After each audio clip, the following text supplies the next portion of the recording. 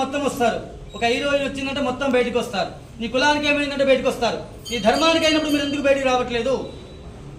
ఈ ధర్మమే కదా మీకు ఆచారం ప్రధానం. మీ తాతలు ముత్తాతలు పెట్టిన ధర్మమే కదా ఇది. వాళ్ళు ఎంతమంది త్యాగ ఫలమో ఇలా మనం ఉన్నాం. ఒక్కసారి ఆలోచించండి భగవద్బంధువులారా. కులం గొప్పదా ధర్మం గొప్పదా అంటే ధర్మమే గొప్పది. మీరందరూ వచ్చారు కదా ఇక్కడికి. ఏ దేవాలయంలో కులం అడగరబ్బా, గోత్రమే అడుగుతారు.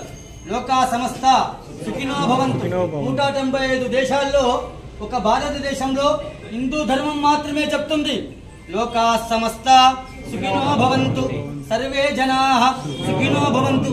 చెప్పే సనాతన ధర్మమే హిందూ మతం కాదు, ధర్మం. ఒకడు మత మార్పు చేస్తున్నాడు, ఒకడు చంపుతున్నాడు. ఒకే దేశం ఒకే చట్టం ఉండేటట్టుగా చూసుకోండి. ఇకనైనా మీ కమ్యూనిటీలో అందరు ఇప్పుడు గేటర్ కమ్యూనిటీలోనే ఉంటున్నారు కదా, ఏర్పాటు చేసుకోండి. మీటింగులు సభలు ఏర్పాటు చేయండి. హిందువులందరూ ఏకంగా దయచేసి. లేకపోతే బంగ్లాదేశ్ పరిస్థితి మనకు కూడా పడుతుంది.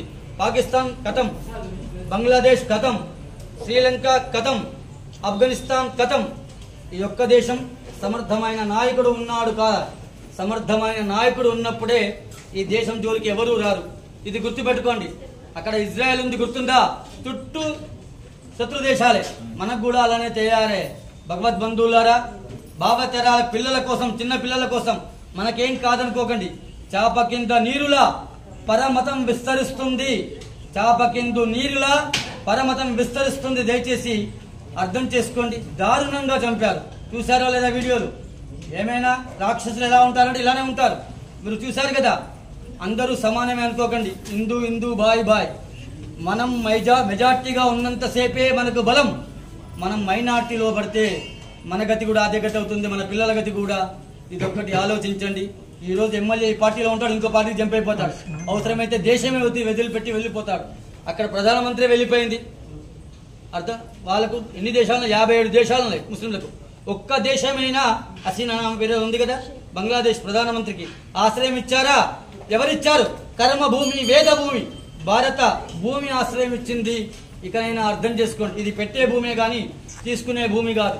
సెక్యులరిజం ముసుగులో బతకండి దయచేసి. అందరూ బయటికి రండి. ఇంకా ఎన్ని రోజులు చంపబడతాం హిందువులం?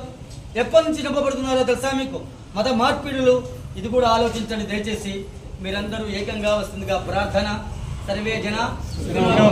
రేపు సాయంత్రం బంగ్లాదేశ్ హిందూ బంధువుల కోసం, అక్కడ చనిపోయిన వారి కోసం, అక్కడ అత్యాచారాలు చేయబడ్డ స్త్రీల కోసం భగవంతుని యొక్క అనుగ్రహం తీసుకొని రేపు సాయంత్రం మనందరం కూడా చిన్న ర్యాలీ తీద్దాం. ర్యాలీ అంటే శాంతిగా, ఎవరిని ఏమనొద్దు బిడ్డ.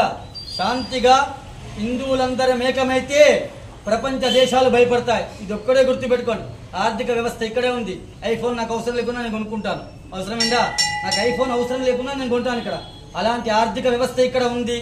దీన్ని కాపాడే బాధ్యత అందరి పైన ఉంది. ఇది కర్మభూమి, వేద భూమి. ఇక్కడే వేదం పుట్టింది, కర్మ పుట్టింది. కర్మ భూమి కూడా ఇక్కడే. కంకర్ కంకర్ మే శంకరే హే. ప్రతి ఒక్క రాయిలో అణువులో ఈశ్వరుని చూస్తాం. మన ఒక చిన్న అమ్మాయిని కుమారిగా పూజ చేస్తాం, బాలగా పూజ చేస్తాం, ముత్తేదు సువాసనగా పూజ చేస్తాం. ఈ ధర్మంలోనే ఉంది. మీరు 10 మందికి చెప్పండి మన ధర్మం గురించి. మీరు 10 మందిని తయారు చేయండి దయచేసి. మీరందరూ హాస్టల్లో ఉండే పిల్లలందరూ కూడా రేపు సాయంత్రం 6 గంటలకి ఇక్కడ ఖచ్చితంగా అందరూ పాల్గొనాలి.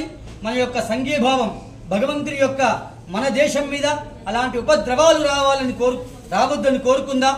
అలాంటి దుష్ట శక్తులని సంహరించే శక్తిని మన ఆర్మీకి, మన జవాన్లకి, మన ప్రభుత్వానికి ఇవ్వాలని కోరుకుందాం.